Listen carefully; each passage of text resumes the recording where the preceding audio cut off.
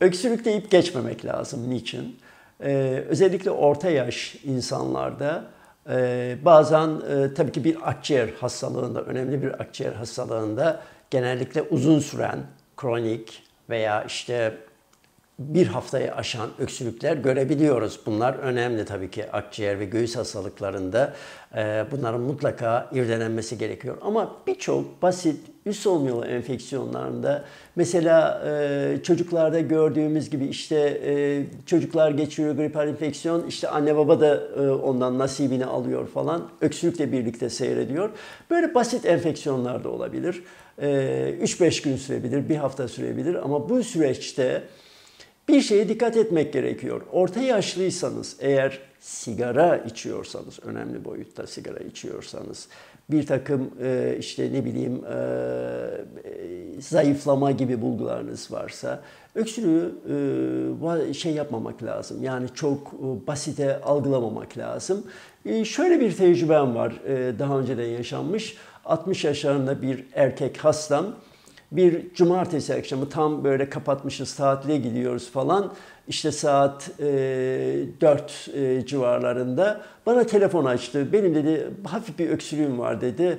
İşte 2 gündür mevcut olan. Geleyim de hani bir öksürük şurubu tarzında ver, iyileşeyim gideyim falan tarzında bakabilir misin dedi. Ben de tamam buyurun gelin bakayım dedim. Kapatıyoruz ama dedim hani senin için bekleyeyim. Çok sevdiğim bir insan. Derken geldi, muayene etti. Ben özellikle sigara da içiyorsa, erişkin bir hastaysa mutlaka akciğerlerini dinlemek istiyorum. Çünkü eğer bir şüphelendiğim bir nokta varsa hemen bir göğüs hastalıklarına yollayıp basit bir üst solunum yolu enfeksiyonu deyip geçmeden altında bir şey yatıyor muyu ilgili uzmanlıkça araştırılması için mutlaka akciğerlerini dinliyorum. Bu hastamda da öyleydi. Bir bölgede solunum sesleri azalmıştı. 2 günlük öksürük olmasına rağmen. Ve de hastam zaten bildiğim günde 2 paket sigara içen uzun yıllar bir hasta. Dedim ki ben dedim sizden bir akciğer filmi istiyorum. Ondan sonra dedim sana ilaç verebilirim dedim. Yoksa verem. Ya doktor bey uğraştırma beni. Bunu şu an versen pazartesi salı hayır verirsin vermem. Vermedim ilaç. Gitti hemen akciğer filmi çektirdi. Bizim koin lezyon dediğimiz böyle para gibi akciğerde, üst lobda yerleşmiş bir tümör ve öksürüğün nedeni bu.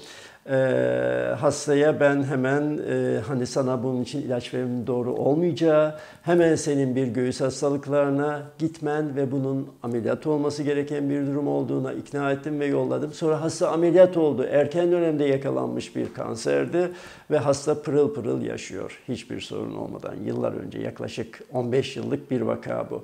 Yani orta yaşlarda sigara içen bir hastada 3-5 günlük dahi olsa öksürükte mutlaka altta başka bir neden var mı diye bakmak lazım. Zayıflama olması son zamanlarda önemli bir bulgu olabileceği gibi zayıflama olmadan da bu olabilir. İlla zayıflama yok, tehlikesiz dememek lazım. Mutlaka başka alternatif sıkıntılar olabileceği akıldan çıkartılmamalı.